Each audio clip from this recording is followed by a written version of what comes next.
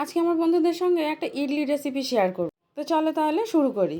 ইডলি বানানোর জন্য শুরুতেই আমি নিয়েছি 1 কাপ সুজি আর হাফ কাপ টক দই, 1 চিমটি দিয়েছি লবণ। এখন এই সুজি, লবণ আর টক দইটা সামান্য পরিমাণে একটু জল দিয়ে মিলিয়ে নিয়েছি। এবার এগুলোকে মিলিয়ে ঢাকা দিয়ে 5 মিনিটের জন্য সাইড করে রেখে দেব। ততক্ষণে ইডলি মেকারের মোল্ডগুলোতে ভালো করে অয়েল গ্রিস করে নেব। এবার 5 মিনিট পরে আমি সেই গুলে রাখা ব্যাটারটা আবার নিয়ে নেব। এতে দিয়ে দেবো 1 প্যাকেট ইনো। ইনো না থাকলে পরিমাণ মতো বেকিং পাউডার আর বেকিং সোডা দিলেও হবে। এবার অল্প একটু জল দিয়ে ওটাকে অ্যাক্টিভ করে নিয়ে মিলিয়ে নিলাম। এখন মোল্ডে ওই ইডলির ব্যাটারগুলোকে ভালো করে সাজিয়ে নেব।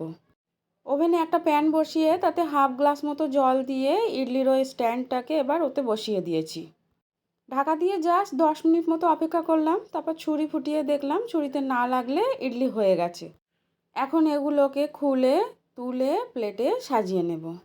তোমাদের যাদের বাড়িতে ইডলি মেকার নেই, ছোট ছোট বাটিতে ব্যাটারটা নিয়ে এই একই প্রসেসে হাঁড়িতে ঢাকা দিয়ে করলেও হবে। সাথে থাকা এই নারকেলের চাটনির রেসিপিটা পরের দিন বলবো কেমন।